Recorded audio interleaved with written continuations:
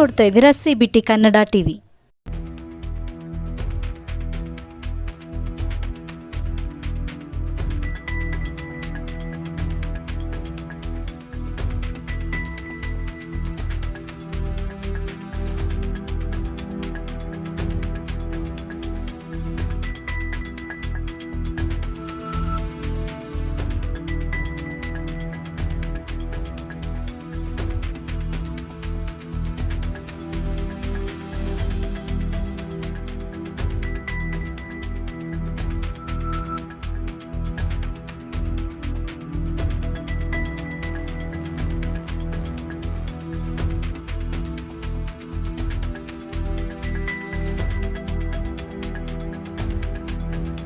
Student safety officer ಜೊತೆಗೆ ಹೋಗಿ ನಮ್ಮ ಆಫೀಸರ್ ಈಗ ಅವರು ರಿಪೋರ್ಟ್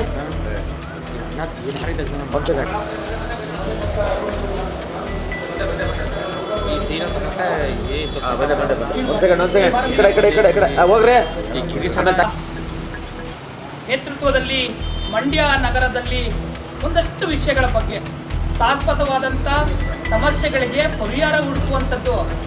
ಶಾಶ್ವತ ಪರಿಹಾರ ಅಂದರೆ ಸರ್ಕಾರದ ಆದೇಶವೇ ಪಾಲನೆ ಮಾಡದಿರುವಂಥ ವಿಷಯಗಳನ್ನು ನಾವು ಇಂದು ಕನ್ನಡ ಸೇನೆ ಕರ್ನಾಟಕ ಒಂದು ಮನವಿಯನ್ನು ನಗರಸಭೆ ಆಯುಕ್ತರಿಗೆ ನಾವು ಸಲ್ಲಿಸ್ತಾ ಇದ್ದೇವೆ. ವಿಷಯ ಮಂಡ್ಯ ನಗರದ ವರ್ತಕರು ಈಗಾಗಲೇ ಸರ್ಕಾರನೇ ಆದೇಶ ಮಾಡಿದೆ. ಬಹುದಿನದ ಹೋರಾಟದ ಆದೇಶಕ್ಕೆ ಪಾಲನೆ ಮಾಡಿರುವಂಥ ಸರ್ಕಾರ 60% ಕನ್ನಡದ ನಾಮಫಲಕಗಳಲ್ಲಿ ಕನ್ನಡವನ್ನು ಹಾಕಬೇಕು ಅಂತೇಳಿ ಹೇಳಿದ್ದಾರೆ. ಆದರೆ ಮಂಡ್ಯ ನಗರದ ವರ್ತಕರು 60 ಭಾಗದ ಜನರು ಇಲ್ಲಿವರೆಗೆ ನಾಮಫಲಕವನ್ನೇ ಬದಲಾವಣೆ ಮಾಡಿಕೊಂಡಿಲ್ಲ. ಕೇವಲ 35 ಜನ ಮಾತ್ರ ಬದಲಾವಣೆ ಮಾಡಿಕೊಂಡಿದ್ದಾರೆ. ಆ ಆದೇಶಕ್ಕೆ ಜಿಲ್ಲಾಧಿಕಾರಿಗಳು ನಗರಸಭೆ ಆಯುಕ್ತರು ನೋಟಿಸ್ ಕೊಟ್ಟಿದ್ದಾರೆ. ಆದರೆ ವರ್ತಕರಿಗೆ ನಗರಸಭೆಯ ಆದೇಶದ ಉಲ್ಲಂಘನೆ ಮಾಡಿಕೊಂಡೇ ಮುಂದುವರಿಸಿದ್ದಾರೆ. ನಮಗೆ ಗೊತ್ತಿರೋ ಮಾಹಿತಿ ಪ್ರಕಾರ 5 ವರ್ಷ 6 ವರ್ಷ 3 ವರ್ಷ 4 ವರ್ಷದಿಂದ ಲೈಸೆನ್ಸ್ ಇಲ್ಲದೆ ವ್ಯಾಪಾರ ಮಾಡ್ತಾ ಇದ್ದಾರೆ. ಇದ್ರ ಮೇಲೆ ನಗರಸಭೆಯ ಕ್ರಮ ಏನು ಅಂತ ಆಗ್ರಹವನ್ನ ಈ ಸಂದರ್ಭದಲ್ಲಿ ಮಾಡ್ತಾ ಇದ್ದೀವಿ. ಮೊದಲನೇ ದಾರಿ. ಎರಡನೇದು, ನಿನ್ನೆ ಖಾಸಗಿ ವಾಹಿನಿಯವರು ಒಂದು ವ್ಯಾಪಾರ ಮಾಡ್ತಿರುವಂತ ಪಾನಿಪುರಿ ಅಂಗಡಿ, ಜ್ಯೂಸ್ ಅಂಗಡಿ, ಕಬ್ಬಿನ ಜ್ಯೂಸ್ ಅಂಗಡಿಗೆ ಹೋಗಿದ್ದಾರೆ. ಕೊಳೆತು ನಾರ್ತಿರುವಂತ ಹಣ್ಣುಗಳನ್ನ, ಕೊಳೆತು ನಾರ್ತಿರುವಂತ ಕಬ್ಬುಗಳನ್ನ, ಕೊಳೆತು ಹಸಿಟ್ಟಲ್ಲಿ ಹುಳಗಳು ಬಿದ್ದಿರುವಂತ ಹಸಿಟ್ಟನ್ನ ಬಳಸಿಕೊಂಡು ಪಾನಿಪುರಿ ಮಾಡ್ತಿರುವಂತದನ್ನ ರೆಡ್ ಹ್ಯಾಂಡ್ ಆಗಿ ಸಿಗಾಕೊಂಡಿದ್ದಾರೆ. ಆ ಅಂಗಡಿಗಳ ಮಾಲೀಕರ ಮೇಲೆ ಕ್ರಮ ಏನು ಅನ್ನುವಂಥ ಆಗ್ರಹವನ್ನ ಈ ಸಂದರ್ಭದಲ್ಲಿ ನಾವು ಮಾಡ್ತಾ ಇದ್ದೇವೆ. ನಗರಸಭೆಯವರು ಅವ್ರ ಮೇಲೆ ಏನು ಕ್ರಮ ಕೈಗೊಳ್ತಾರೆ ಅನ್ನುವಂಥದ್ದನ್ನ ನಾವು ಕಾದ್ಕೊಡ್ಬೇಕಾಗಿದೆ. ಅದರ ಜೊತೆಯಲ್ಲಿ ಜಿ ಮಾದೇಗೌಡರು ಈ ಮಂಡ್ಯ ಜಿಲ್ಲೆಯ ಆಸ್ತಿ. ಮುಂದಿನ ಯುವಕರಿಗೆ ಅವರನ್ನ ಆದರ್ಶವಾಗಿ ಮಾಡಬೇಕಾಗಿರುವ ಉದ್ದೇಶದಿಂದ ಮಂಡ್ಯ ನಗರದ ಪ್ರಮುಖವಾದಂತಹ ಒಂದು ರಸ್ತೆಗೆ ಮಾದೇಗೌಡರ ಹೆಸರು ನಾಮಕರಣ ಮಾಡಬೇಕು ಅನ್ನೋ ಆಗ್ರಹವನ್ನ ಕನ್ನಡ ಸೇನೆ ಕರ್ನಾಟಕ ಮಾಡ್ತಾ ಇದೆ. ಈ 3 ವಿಷಯಗಳಲ್ಲಿ ಒಂದು, ಮಾದೇಗೌಡರ ಹೆಸರನ್ನು ನಾಮಕರಣ ಮಾಡೋದ್ರ ಬಗ್ಗೆ ಕ್ರಮ ಕೈಗೊಳ್ಳಬೇಕು. ಈ 2 ಪ್ರಮುಖವಾದ ವಿಷಯ. ಒಂದು, ನೋಟಿಸ್ ಕೊಟ್ಟರು ಇಲ್ಲಿವರೆಗೆ ಕ್ರಮ ಕೈಗೊಳ್ತಾ ಇರುವಂತ, ಬದಲಾವಣೆ ಮಾಡ್ಕೊಂಡಿರುವಂತ ವರ್ತಕರ ಮೇಲೆ ಕ್ರಮ ಏನು, ಆ ವ್ಯಾಪಾರ ಮಾಡ್ತಿದ್ದಂತ ಯೋಗ್ಯವೋ ಇಲ್ಲದ ವಸ್ತುಗಳನ್ನು ಬಳಸಿ ವ್ಯಾಪಾರ ಮಾಡ್ತಾ ಇರುವಂತ ಆ ಒಂದು ಅಂಗಡಿಯ ಮಾಲೀಕರ ಮೇಲೆ ಕ್ರಮ ಏನು. ಡೆಂಗು ಜ್ವರ ಬಂದು ಇಡೀ ರಾಜ್ಯಾದ್ಯಂತ ಜನ ಸಾಯ್ತಿರುವಂತ ಈ ಸಂದರ್ಭದಲ್ಲಿ ಜಿಲ್ಲಾಡಳಿತ ಮತ್ತು ನಗರಸಭೆ ಪಾರದರ್ಶಕವಾದಂತಹ ಆಡಳಿತವನ್ನ ಮತ್ತು ಕ್ರಮವನ್ನ ಕೈಗೊಳ್ಳಬೇಕಾಗಿದೆ. ಇದು ಕನ್ನಡ ಸೇನೆ ಆಗ್ರಹ ಮಾಡಿ ಇಡೀ ನಮ್ಮ ಕನ್ನಡ ಸೇನೆ ಎಲ್ಲ ಪ್ರಮುಖ ಪದಾಧಿಕಾರಿಗಳು ಬಂದು ಅವ್ರ ಮನವಿ ಸಲ್ಲಿಸ್ತಾ ಇದ್ದೇವೆ. ವಿಶೇಷವಾದಂತಹ ಈ ಒಂದು ಮನವಿಗೆ ಸ್ಪಂದಿಸಬೇಕಾಗಿದೆ. ಒಂದು ವೇಳೆ 15 ದಿನದ ಗಡುವನ್ನು ನಾವು ಕೊಟ್ಟಿದ್ದೇವೆ.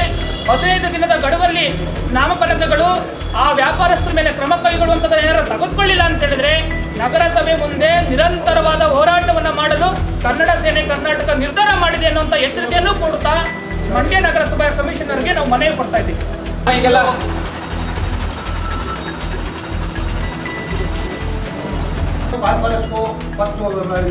ಬೇರೆ ಇದೆಯಲ್ಲ ಸರ್, ನಾಟಕ ವಸ್ತುಗಳು ಅದನ್ನು ಅಂತ್ಯತೆ ಮಾಡ್ತಾರೆ, ಅದಕ್ಕೆ ಕಡಿವಾಣ ಹಾಕೋತಾರೆ ಅಂತ ಸುಧಾರ ಆಗ್ಬಿಡ್ತಾರೆ.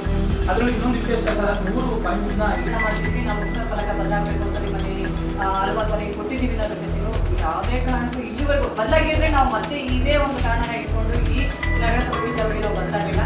ದಯಮಾಡಿ ಇದು ಒಂದು ಕೊನೆಯ ಪ್ರಯತ್ನ ಆಗಲಿ, ನಿಮ್ಮಿಂದ ಒಂದು ಒಳ್ಳೆ ಕೆಲಸ ಆಗಲಿ ತೆಗಿಬಿಟ್ಟಿದ್ದೀವಿ. ಮತ್ತು ಇನ್ನೊಂದೇನು, ಇದೇ ವಿಚಾರನ ನಮ್ಮ ನಗರಸಭೆ ಒಂದು ಇದರಲ್ಲೂ ದಂಡ ಇಲ್ಲ ಅಂತ ಅವರು ಈ ವಿಚಾರನ ಪ್ರಸ್ತಾಪ ಮಾಡಿದೆ. ಆದರೂ ಕೂಡ ಆ ದಿನದಲ್ಲೂ ಇದು ಬದಲಾಗಲೇ ಇಲ್ಲ. ದಯಮಾಡಿ ನಾವು ಕನ್ನಡ ಸೇನೆ ಕರ್ನಾಟಕದಿಂದ ಗೊತ್ತಿಲ್ಲ. ಇದು ಒಂದು ಬಹಳ ಮುಖ್ಯವಾದ. ವರ್ತಕರು ಇಲ್ಲಿವರೆಗೆ ನಾಮಫಲಕ ಬದಲಾವಣೆ ಮಾಡದೇ ಇರೋ ಮೇಲೆ ಏನ್ ಕ್ರಮ ಕೈಗೊಳ್ತೀರಾ? ಮತ್ತು ಲೈಸೆನ್ಸ್ ಇಲ್ಲದೆ ಇರುವಂತವ್ರು ಇಲ್ಲಿವರೆಗೆ ವ್ಯಾಪಾರ ಮಾಡುವಂತವ್ರು 4 ವರ್ಷ, 5 ವರ್ಷ, 3 ವರ್ಷ, 2 ವರ್ಷ, ಯಾರೊಬ್ಬ ಪ್ರಾಮಾಣಿಕರು, ರೈತರು, ಕೃಷಿಕರು, ರೈತಾಪಿ ವರ್ಗದ ಜನ ಅಲ್ಲಿ ಅಂಗಡಿ ಇಟ್ಕೊಂಡಿರೋ ಲೈಸೆನ್ಸ್ ಮಾಡ್ತಾರೆ ಹೊರತು ಬಹುತೇಕ ಜನ ಇಲ್ಲಿ ಮಂಡ್ಯ ನಗರದಲ್ಲಿ ವರ್ತಕರು ಲೈಸೆನ್ಸೇ ಇಲ್ಲದೆ ವ್ಯಾಪಾರ ಮಾಡ್ತಾ ಇರುವಂತ ಮೇಲೆ ಏನ್ ಕ್ರಮ ಕೈಗೊಳ್ತೀರಾ ಅನ್ನುವಂತ ಆಗ್ರಹವನ್ನ ನಾವು ಮಾಡ್ತಾ ಇದ್ದೀವಿ. ಸ್ಫೂರ್ತಿದಾಯಕವಾದಂತ ನಾಯಕರು, ಮನೆಗೌಡರು ಅಂತ ಒಬ್ಬ ನಾಯಕರನ್ನ ಸ್ಮರಿಸಬೇಕಾಗಿರುವಂತದ್ದು. ಇಂದಿನ ದಿನದ ಯುವಕರಿಗೆ ನಾವು ಮಾದೇಗೌಡರು ಯಾರು ಅಂತ ಸೂಚಿಸಬೇಕಾದಂತ ಹೊಣೆಗಾರಿಕೆ ಜಿಲ್ಲಾಡಳಿತ, ನಗರಸಭೆ, ಹೋರಾಟ, ಅವ್ರನ್ನ ಆದರ್ಶವನ್ನ ಪಾಲಿಸುವಂತ ನಮ್ಮೆಲ್ಲರ ಕರ್ತವ್ಯವಾಗಿರ್ತದೆ. ಇದು ಬಹುಮುಖ್ಯವಾದ ವಿಷಯ. ಅದರಲ್ಲೂ ಡೆಂಗ್ಯೂ ಜ್ವರದ ಬಗ್ಗೆ ಹೆಚ್ಚು ಕಾಳಜಿ ವಹಿಸಬೇಕಾಗಿರುವುದು ಮಂಡ್ಯ ನಗರದ ಆಡಳಿತಾಧಿಕಾರಿ, ನಗರಸಭೆ ಆಯುಕ್ತರು ಮತ್ತು ಅಧ್ಯಕ್ಷರು. ಈಗ ಚುನಾಯಿತ ಪ್ರತಿನಿಧಿಗಳ ಇದ್ದಾರೆ, ಆದ್ರೆ ಅಧ್ಯಕ್ಷವಧಿ ಇಲ್ಲ. ನಮ್ಮ ಜಿಲ್ಲಾಧಿಕಾರಿಗಳೇ ಇಲ್ಲಿಗೆ ಪ್ರಮುಖರಾಗಿದ್ದಾರೆ, ತಾವು ಇದ್ದೀರಿ. ಆದ್ರೆ ಈ ತರದ ಸನ್ನಿವೇಶಗಳು ನಡೆದ್ರೆ ಮುಂದೆ ಮಂಡ್ಯ ನಗರದ ಕತೆ ಏನು ಹಂಗಾದ್ರೆ ಪ್ರಶ್ನೆ ಏನು? 3 ಪ್ರಶ್ನೆಗೂ ಇದಕ್ಕೆ ಬಹಳ ಉತ್ತರವನ್ನು ನೀವು ಕೊಡಬೇಕು ಅನ್ನುವಂಥದ್ದೇ ನಮ್ಮ ಆಗ್ರಹ.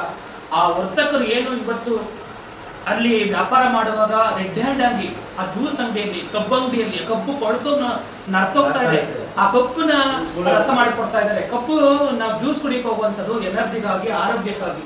ಆರೋಗ್ಯವನ್ನೇ ಅಲ್ಲಿ ಹಾಳು ಮಾಡ್ತಾವ್ರೆ ಅನ್ನೋದಾದ್ರೆ ಅವ್ರು ನಮ್ಮ ವ್ಯಾಪಾರಸ್ಥರಾಗಿ ಬೇಕಾ? ಗ್ರಾಹಕರ ಮೇಲೆ ಏನ್ ಕ್ರಮ ಕೈಗೊಳ್ತಿದ್ದೀರಾ? ಅಲ್ಲಿ ಜ್ಯೂಸ್ ಅಂಗಡಿಯಲ್ಲಿ ಹಸಿಟ್ಟನ್ನ ಬಳಸುವಂತ ಆ ಗೋಬಿ ಮಂಚೂರಿ, ಪಾನಿಪುರಿಗೆ ಬಳಸ್ತಾ ಇತ್ತು. ಈಗ 60% ಭಾಗದ ಕನ್ನಡವನ್ನ ಹಾಕ್ಬೇಕು ಅಂತ ನಾಮಫಲಕ ಆದೇಶ ಮುಖ್ಯಮಂತ್ರಿಗಳು ಸರ್ಕಾರದಿಂದ ಆದೇಶ ಆಗಿದೆ. ವಿಶೇಷವಾಗಿ DC ಅವರು ಆದೇಶ ಮಾಡಿದ್ದಾರೆ, ತಾವು ಆದೇಶ ಮಾಡಿದ್ದೀರಾ. ಇಲ್ಲಿವರೆಗೆ ಮಂಡ್ಯದ ವರ್ತಕರು 30 ಭಾಗದಷ್ಟು ಬದಲಾವಣೆ ಮಾಡ್ಕೊಂಡಿಲ್ಲ. ಇದ್ರ ಕ್ರಮ ಎಂತದ್ದು? ಇದ್ರ ಮುಂದೆ ಹೆಜ್ಜೆ ಏನಂಗಾದ್ರೆ ನಿಮ್ಮ ಆದೇಶಕ್ಕೂ ಜಿಲ್ಲಾದೇಶಕ್ಕೂ ಆದೇಶಕ್ಕೂ ಕುಮ್ಮಕ್ಕಿಲ್ಲ ಅಂತಂದ್ರೆ ನಗರಸಭೆ ಆಡಳಿತ ಮಂಡಳಿ ಏನ್ ಮಾಡ್ತಾ ಇದೆ ಅನ್ನೋ ಪ್ರಶ್ನೆ ಸಾರ್ವಜನಿಕ ವಲಯದಲ್ಲಿ ಕೇಳಿ ಬರ್ತಾ ಇದೆ. ದಯಮಾಡಿ ಅದು ಒಂದು ವಿಶೇಷವಾದ ವಿಚಾರ. ಅದ್ರ ಜೊತೆಯಲ್ಲಿ ಜಿ ಮಾದೇಗೌಡರು ಮಂಡ್ಯ ಜಿಲ್ಲೆಯ ಕಾವೇರಿ ಹೋರಾಟದಲ್ಲಿ ಬಹಳ ಮುಖ್ಯವಾದ ಸ್ಥಾನ ವಹಿಸಿದಂತ ಒಬ್ಬ ನಾಯಕ. ಮಂಡ್ಯ ಜಿಲ್ಲೆಯಲ್ಲಿ ಈಗಾಗಲೇ ನಗರಸಭೆಗೆ ಒತ್ತಾಯ ಮಾಡಬೇಕಾಗಿಲ್ಲ, ನಾವು ಮನೆ ಮಾಡ್ಕೋಬೇಕಾಗಿಲ್ಲ. ಆದ ಕರ್ತವ್ಯ ನಗರಸಭೆಗಿದೆ. ಮಂಡ್ಯ ನಗರಸಭೆಯ ಯಾವ್ದಾದ್ರು ಒಂದು ಪ್ರಮುಖ ರಸ್ತೆಗೆ ನೀವು ಏನೆಲ್ಲ ಯೋಜನೆಗಳನ್ನ, ಫ್ರೀ ಯೋಜನೆಗಳನ್ನ, ಖಾಸಗಿ ಯೋಜನೆಗಳನ್ನ ಕೊಡ್ಬೋದು ಸರ್ಕಾರಗಳು, ಆದ್ರೆ ಆರೋಗ್ಯ ಭಾಗ್ಯ ಕೊಡೋಕ್ಕಾಗಲ್ಲ. ಅಟ್ಲೀಸ್ಟ್ ನಗರಸಭೆ ಅದಕ್ಕಿಂತ ಹೆಚ್ಚು ಮುಂದೆ ಹೋಗಿ ಶುದ್ಧವಾದ ಆಹಾರದ ಕಡೆಗಾದ್ರೂ ಗಮನ ಹರಿಸ್ತಿದ್ದೀರಾ ಅನ್ನುವಂಥದ್ದು. ಹೋಟೆಲ್ ಮಾಲೀಕರ ಸಂಘದೊಂದು ಸಭೆ ನಡೆದಿಲ್ಲ ಇಲ್ಲಿವರೆಗೆ, ವರ್ತಕರದೊಂದು ಸಭೆ ನಡೆದಿಲ್ಲ. ನಗರಸಭೆಗಾಗ್ಲೇ ವರ್ತಕರಿಗೆ ನಾಮಫಲಕ ಹಾಕ್ಬೇಕು ಅಂತ ಹೇಳಿ 5-4 ಅರ್ಜಿ ಆದೇಶ ನೋಟಿಸ್ ಕೊಟ್ಟರು ಕೂಡ ಲೈಸೆನ್ಸ್ ಎಷ್ಟೋ ಜನ ಮಾಡಿಸಿಲ್ಲ. ಮಂಡ್ಯ ನಗರದಲ್ಲಿ ನಮಗೆ ಗೊತ್ತಿರೋ ಪ್ರಕಾರ 40% 40 ಭಾಗದಷ್ಟು ಲೈಸೆನ್ಸೇ ಇಲ್ಲದೆ ಇರುವಂತ ಅಂಗಡಿಗಳನ್ನ ವ್ಯಾಪಾರ ಮಾಡ್ತಾ ಇದ್ದಾರೆ ಅಂತ ಒಂದು ಮಾಹಿತಿ ಇದೆ. ಜೊತೆಗೆ ನಾವು ಹೋದಾಗ್ಲೇ ಹೆಚ್ಚು 15-20 ಅಂಗಡಿಗಳನ್ನ ನಾವೇ ಲೈಸೆನ್ಸ್ ಇಲ್ಲದೆ ಇರೋರಿಗೆ ಫೈನ್ ಹಾಕಿ ನಿಮ್ಮ ಜೊತೆ ನೇತೃತ್ವದಲ್ಲಿ ಬಂದಿದ್ದೇವೆ. ಅದು ದೊಡ್ಡ ಮಾಡಬೇಕಾಗಿರುವಂತದನ್ನ ಅವ್ರು ಮಾಡಿದ್ದಾರೆ. ಅವ್ರ ಜೊತೆಗೆ ನಗರಸಭೆ ಆಡಳಿತ ಅಧಿಕಾರಿಗಳು ಹೋಗಿದ್ದಾರೆ. ಅಲ್ಲಿಗೆ ಹೋಗಿ ಏನ್ ಮಾಡಿದ್ದಾರೆ, ಆ ಕಸಗಳನ್ನ, ಹುಳಗಳನ್ನ, ಚಿಟ್ಟೆಗಳನ್ನ ನೋಡಿದ್ರೆ ಎಕ್ಸ್ಪೈರಿ ಆಗಿರುವಂತ ವಸ್ತುಗಳನ್ನ ಬಳಕೆ ಮಾಡಿಕೊಂಡು ಅಲ್ಲಿ ವ್ಯಾಪಾರವನ್ನ ಮಾಡ್ತಾ ಇದ್ದಾರೆ. ನಾವು ಹಿಂದೆನೂ ನಿಮ್ಮ ಅವಧಿ ಹಿಂದೆ ಇದ್ದೇ ಕಮಿಷನರ್ಗೆ ನಾನು ವರ್ತಕರನ್ನ ಶುದ್ಧವಾದ ಆಹಾರವನ್ನ, ಆರೋಗ್ಯಕರವಾದಂತ ಕೋವಿಡ್ ನಲ್ಲಿ ಸಂದರ್ಭ ಬಂದಾಗ ಆರೋಗ್ಯವನ್ನ ಕೊಡಬೇಕಾದ ಕರ್ತವ್ಯ. ಬಹುಮುಖ್ಯವಾಗಿ ಮಂಡ್ಯ ನಗರಸಭೆ ಇದೆಯೋ ಇಲ್ಲವೋ ಅಂತ ಬಹಳ ಒಂದು ಅನುಮಾನ ಆಗ್ತಾ ಇದೆ. ಯಾಕೆ ಅಂತ ಹೇಳಿದ್ರೆ ಮಂಡ್ಯ ನಗರ ವ್ಯಾಪ್ತಿ ಒಳಗೆ ಇವತ್ತು 2